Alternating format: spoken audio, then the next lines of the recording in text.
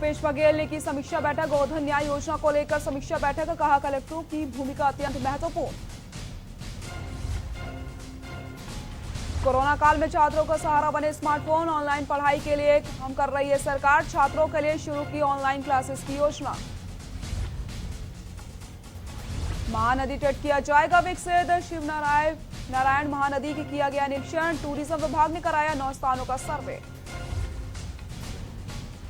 अयोध्या पर दिए बयान पर अपने ही घरों में घिरे ओली। थापा बोले भारत नेपाल संबंधों को खराब करना चाहते हैं।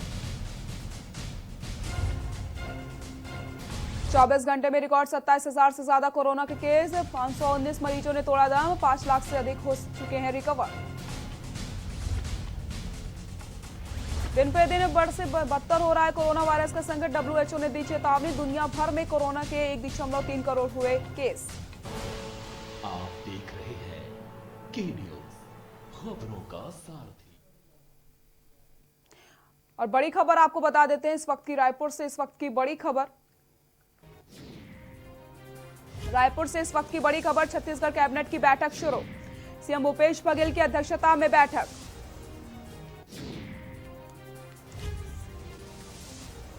बैठक में पहुंचा पूरा मंत्रिमंडल।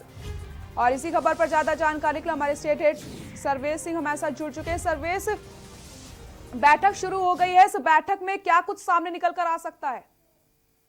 सृष्टि, यहाँ आज की ये बैठक जो है वो इस मायने से महत्वपूर्ण है क्योंकि आज ही संसदीय सचिव, जो कि 15 संसदीय सचिवों की आज शपथ ग्रहण कराई जानी है, उन्हें प्रभार सौंपे जाने हैं। किन मंत्रालयों से उन संसदीय सचिवों को अटैच किया जाएगा, कौन कौन से मंत्रालयों में उनको प्रभार दिया जाएगा, ये सबसे महत्वपूर्ण मुद्दा है कैबिनेट की बैठक का।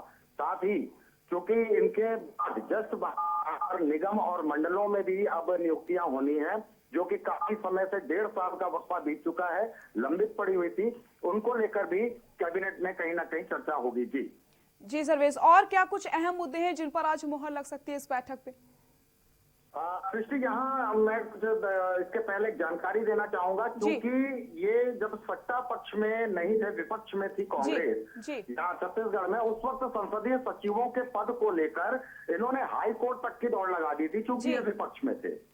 वर्तमान में संसदीय सचिवों की स्वयं भी नियुक्ति कर रहे हैं, उन्हें पद पे उनको लाभ देने का या नहीं करने का, तो इस पे भी कहीं ना कहीं गहन विचार विमर्श किया जाएगा कैबिनेट में। क्योंकि अब जो विपक्ष की भूमिका निभा रही है भारतीय जनता पार्टी छत्तीसगढ़ में, वो अब इनके ऊपर कहीं ना कहीं हावी होगी, इनके ऊपर प्रहार करने का प्रयास करेगी कि आपने जब विरोध किया था, आज आप स्वयं संसदीय सचिव बना रहे हैं, तो उनसे कैसे उबरा जाएगा, कैसे उसे जवाब दिया जाएगा, इनको लेकर भी कैबिनेट में विचार विमर्श किया जा रहा है। जी सर्वेश जी, बहुत बहुत शुक्रिया आपका इन सभी जानकारी के लिए।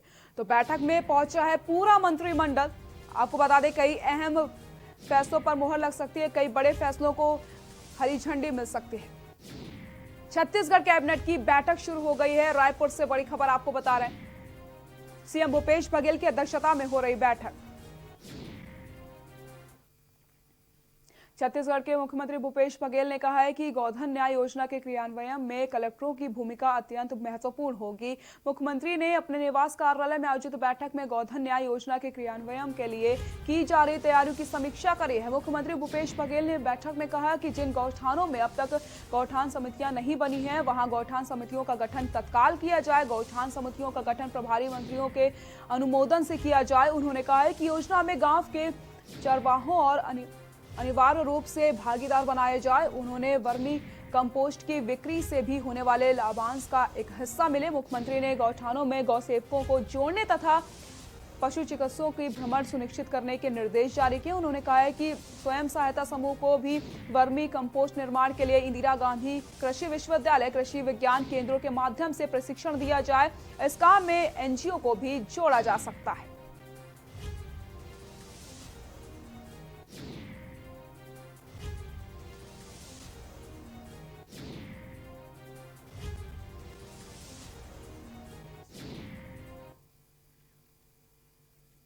कोरोना को काबू करने के लिए गुजरात के अहमदाबाद, बड़ोदरा, सूरत में सरकारी बसों को फिर से बंद कर दिया गया। ग्वालियर में एक ही दिन में 191 केस आए हैं, तो आज शाम 7 बजे तक एक हफ्ते के लिए टोटल लॉकडाउन लगा दिया गया। देखिए हमारी खास रिपोर्ट। कोरोना की रफ्तार पहुंची 9 लाख के पार। कोरोना का खौफ, दुनिया गई हाँ। फिर हो रही लॉकडाउन की शुरुआत। कई शहरों में टोटल लॉकडाउन। आप फिर लौट चले लॉकडाउन की ओर।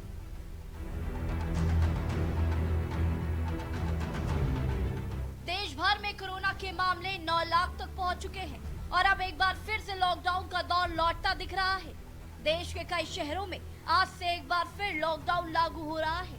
ये सख्ती साफ बता रही है कि जिंदगी की रफ्तार को रोकना ही कोरोना काबू करने का इकलौता रास्ता माना जा रहा है। दरअसल हर रोज नए रिकॉर्ड बना रहे कोरोना मामलों के आंकड़े अब डराने लगे हैं। कुल केस की तादाद 9 लाख का आंकड़ा पार कर चुकी है। आईएमए का कहना है कि अब तक 93 डॉक्टर कोरोना की वजह से जान गंवा चुके हैं। विश्व स्वास्थ्य संगठन कह रहा है कि हालात अभी और बिगड़ेंगे। ऐसे में सवाल ये है कि क्या अनलॉक से हालात बिगड़ रहे हैं? क्या फिर से सख्ती की जरूरत महसूस की जाने लगी है? कई राज्यों ने मंगलवार को फिर से लॉकडाउन के जो फैसले किए, उससे तो यही लगता है कि अनलॉक की छूटों से कोरोना को पैर पसारने में मदद मिल रही है। ग्वालियर में एक हफ्ते का टोटल लॉकडाउन। कोरोना को काबू करने के लिए गुजरात के अहमदाबाद, वडोदरा, सूरत में सरकारी बसों को फिर बंद कर दिया गया है। ग्वालियर में एक दिन में 191 केस आए तो आज शाम 7 बजे से एक हफ्ते तक टोटल लॉकडाउन लागू हो रहा है। बिल्कुल कर्फ्यू की तर्ज पर सख्ती होगी। बेंगलुरु और पुणे में भी आज से लॉकडाउन। आज रात से बेंगलुरु समेत दक्षिण कर्नाटक में एक हफ्ते का लॉकडाउन लागू किया जा रहा है। महाराष्ट्र के पुणे और पिंपरी चिंचवाड़ में आज रात से 10 दिनों का लॉकडाउन लागू हो रहा है। पुणे में 14 जुलाई से 23 जुलाई तक लॉकडाउन लागू रहेगा। जम्मू कश्मीर के कुछ इलाकों में फिर से लॉकडाउन लागू कर दिया गया है। वाराणसी में शाम 5 बजे से लॉकडाउन। वहीं उत्तर प्रदेश में हर शनिवार और रविवार को लॉकडाउन लागू रहेगा। वाराणसी में 5 दिनों सोम से लेकर शुक्रवार तक आधे दिन का लॉकडाउन लागू किया गया है। पाबंदियां शाम के 4 बजे के बाद लागू हो जाएंगी। कोरोना की बढ़ती रफ्तार चिंता का विषय बनी हुई है। जहां एक ओर सरकार लगातार लोगों को कोरोना के कहर से उबारने की कोशिश कर रही है, तो वहीं दूसरी ओर कोरोना उतना ही ज्यादा लोगों को अपने आगोश में ले रहा है। कुल मिलाकर हालात बेकाबू से होते जा रहे हैं, क्योंकि कोरोना के मामले में भारत दुनिया के कई देशों को पीछे छोड़ चुका है और अब तीसरे पायदान से आगे निकलते हुए दूसरे पायदान पर पहुंच सकता है। स्पेशल डेस्क के न्यूज इंडिया। आइए एक नजर डालते हैं छत्तीसगढ़ में बढ़ते कोरोना केस के आंकड़ों पर। छत्तीसगढ़ में ठीक हुए 3,202 मरीज। पिछले 24 घंटे में 1,084 नए केस और 9 लोगों की मौत। एक दिन में ठीक होने वाले मरीजों की संख्या 49। कुल केस 4,265। कुल मरीजों की संख्या 3,202। Active case 1,044। कुल मौतें 19।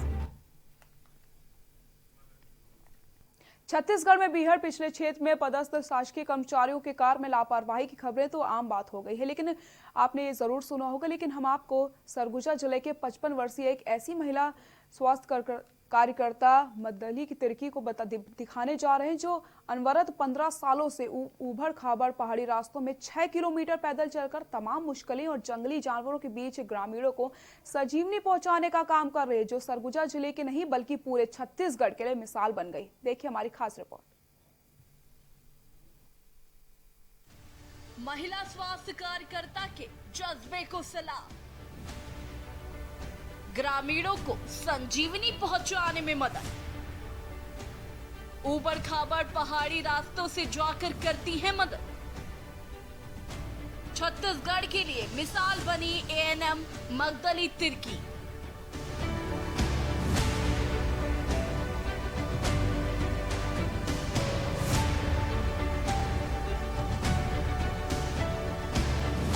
सरगुजा जिले में सीतापुर ब्लॉक के सूर गांव में पहाड़ी पर बसी महुआ बथान एक छोटी सी बस्ती है, जिसमें लगभग 50 से 55 कोरवा परिवार रहते हैं। इस पहाड़ पर जाने के लिए ना तो कोई रास्ता है और ना ही कोई साधन।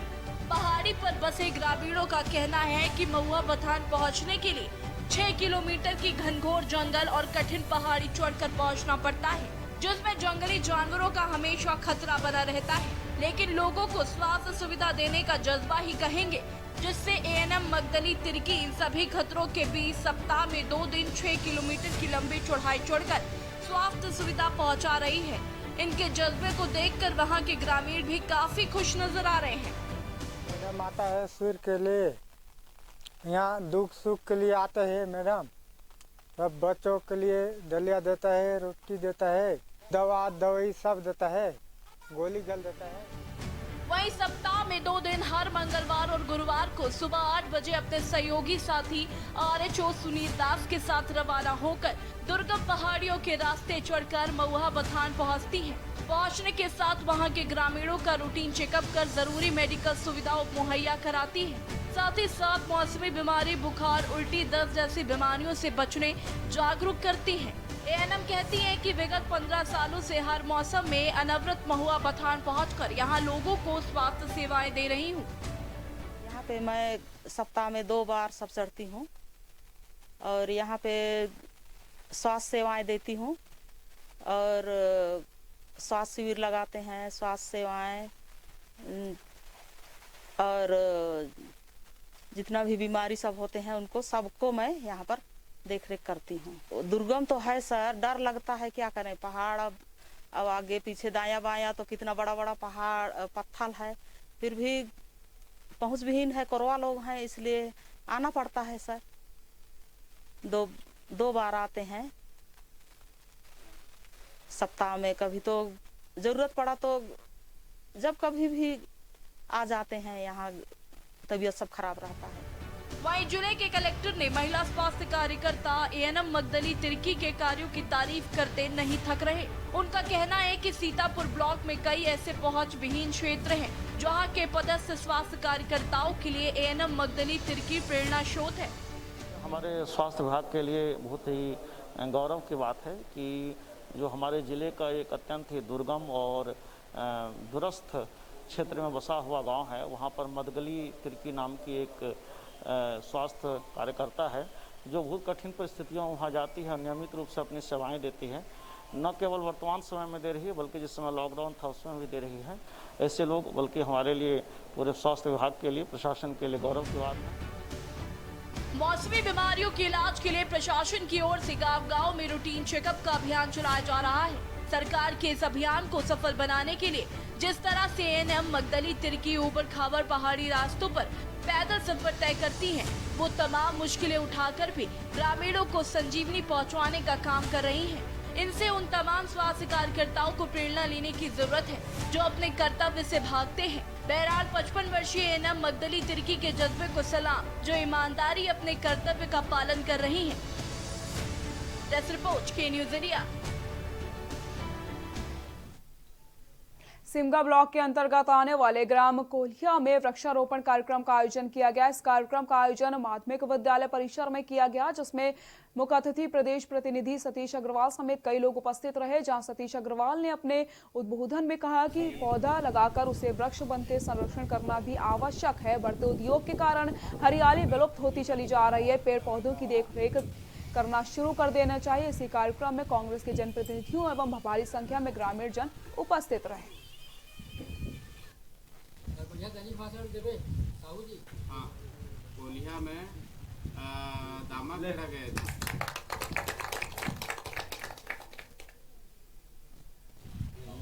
सबसे ज्यादा अमृत भाई, अमृत बरता दे।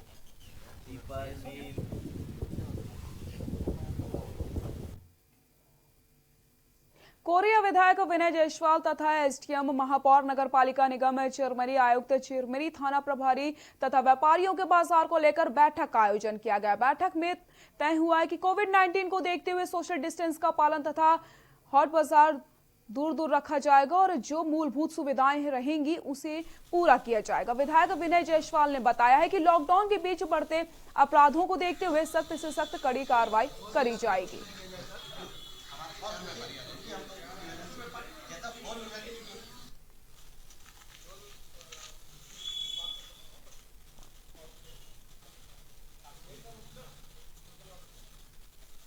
बड़ा बाजार का बाजार जो कोरोना के चलते यहाँ से विस्थापित किया गया था, चिरमिरी के प्रथम नागरिक महापौर और माननीय विधायक जी की उपस्थिति में यहाँ पर इस बैठक का आयोजन किया गया था कि यहाँ का बाजार पुनः उसी स्थान पर ला करके और फिर से प्रारंभ कराया जाए।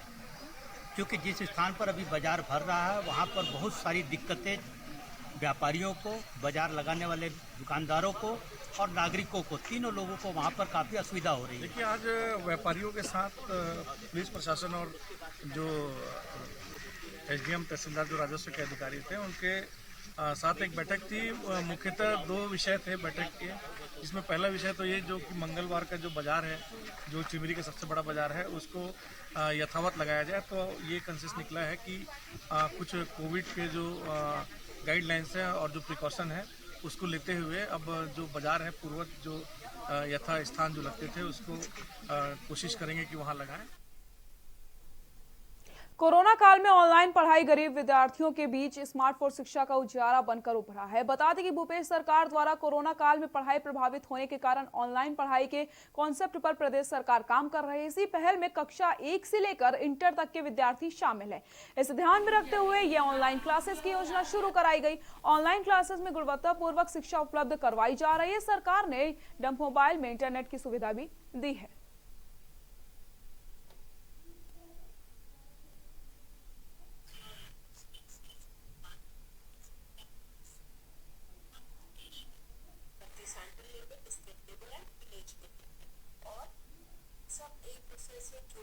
जो हम लोगों को स्मार्टफोन बांटा गया था वह हमारे ऑनलाइन शिक्षा के लिए बहुत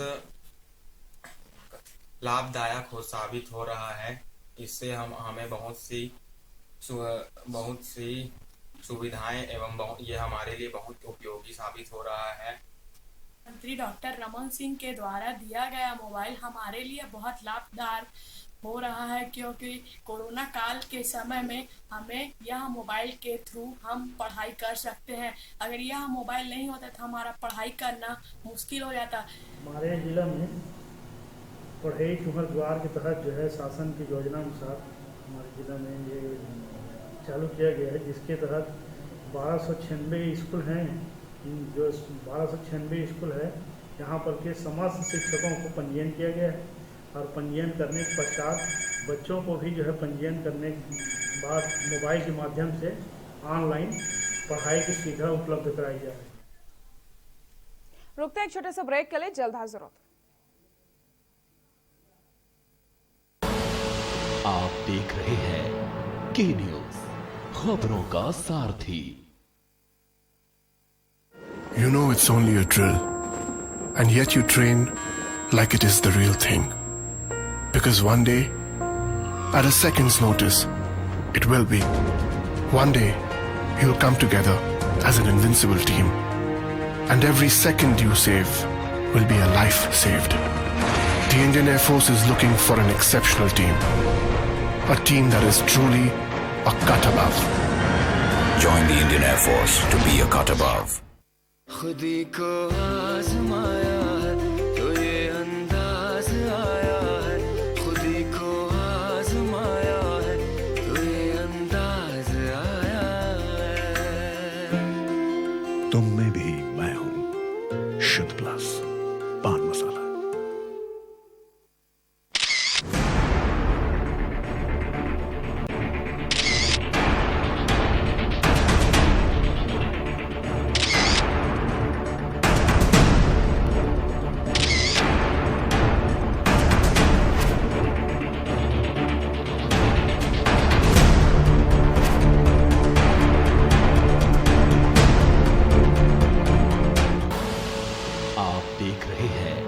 के न्यूज, खबरों का सारथी।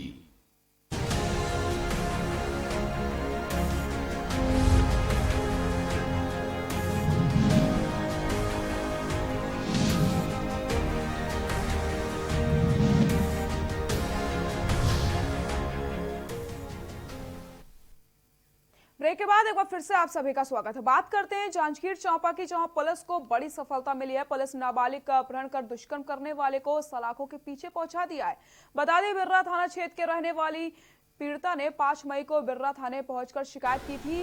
उनके नाबालिग छोटी बहन का किसी अज्ञात बदमाश द्वारा अपहरण कर लिया गया था। नाबालिग के परिजनों की शिकायत पर पुलिस ने नाबालिग के अपहरण का मामला दर्ज कर लिया था और उसकी तलाश कर रही थी। नाबालिग की तलाश के लिए मुखबिर की लगाए गए थे। इसी के दौरान पुलिस को अपने मुखबिर से सूचना मिली, जिस पर पुलिस ने आरोपी के खिलाफ 3,66,376 का पॉस्को एक्ट के तहत एफआईआर दर्ज कर लिया। आरोपी को गिरफ्तार करके न्यायिक रिमांड पर जेल में भेज दिया गया है।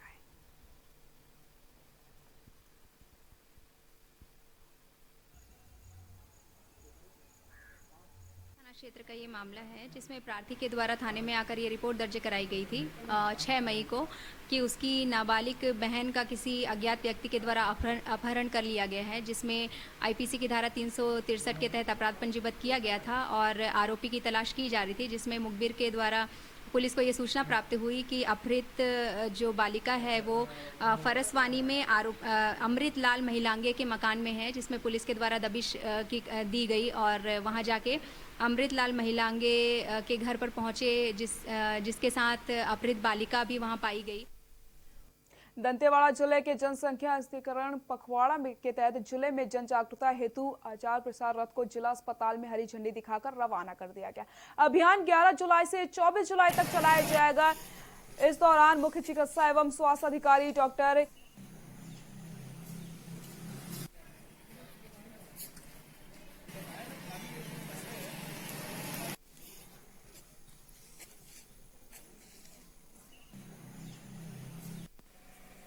हमारा जनसंख्या स्थिरीकरण पखवाड़ा 11 जुलाई से 27 जुलाई तक चल रहा है। इसमें लक्ष्य दंपति जो हमारे अभी सीएनए के माध्यम से निर्धारित किया गया है, उसमें जनता के अनुरूप, उनकी मांग के अनुरूप कौन किस तरह का साधन अपनाना चाहता है, जिसके तहत स्थायी और अस्थायी 2 तरह के साधन हैं और इन सभी में फिलहाल अस्थायी तौर पर अधिक विशेष ध्यान दिया जा रहा है, क्योंकि अनचाहे जो गर्भ होते हैं उससे अंतर रखने के लिए जैसे अंतरा है, मालायन है, माला डी है, कंडोम है, इन सब का उपयोग किया जाएगा।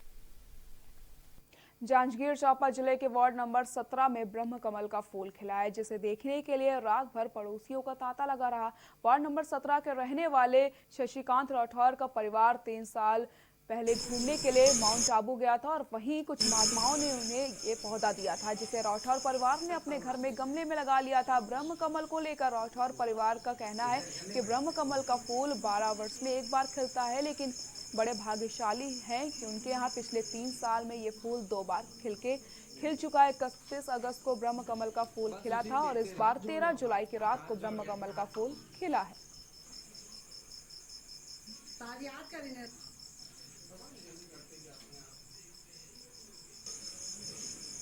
वैसे प्रायः तो ये हिमालय में पाया जाता है, लेकिन इसको हम राजस्थान के माउंट आबू से लाए हैं और बोला जाता है 12 साल में एक बार खिलता है। लेकिन बड़े सौभाग्य की बात है कि ये हमारे यहाँ पिछले साल 21 अगस्त को खिला और इस साल 13 जुलाई को खिला है और एक रात को करीबन 12 बजे तक खिला रहेगा।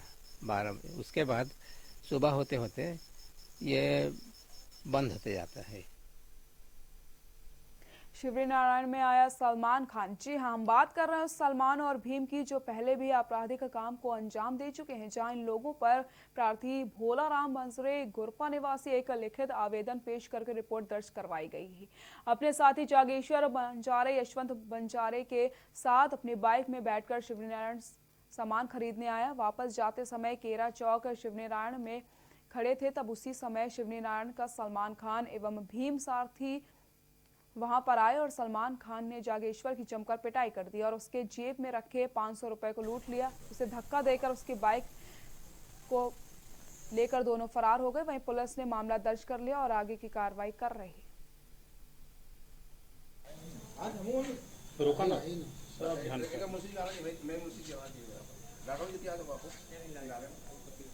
गांव दुर्पा से अपने साथी के साथ मोटरसाइकिल में सामान खरीदने के लिए आए थे, तो करीबन 12 बजे ये लोग अपना शिवरी नारायण में ही घूम रहे थे और हम चौक पे खड़े थे। उसी समय सलमान खान अपने साथी भीम सारथी के साथ आया और उनके साथ मारपीट किया और उनके जेब से 500 रुपया निकाल भी लिए। उसके बाद उनको हाथ झापड़ से मारपीट किया और बेल्ट से मारपीट करने के बाद मोटरसाइकिल को छीनकर ये लोग फरार हो गए। बुलेटिन में फिलहाल के लिए इतना ही। देखते रहिए के न्यूज़ इंडिया। नमस्कार।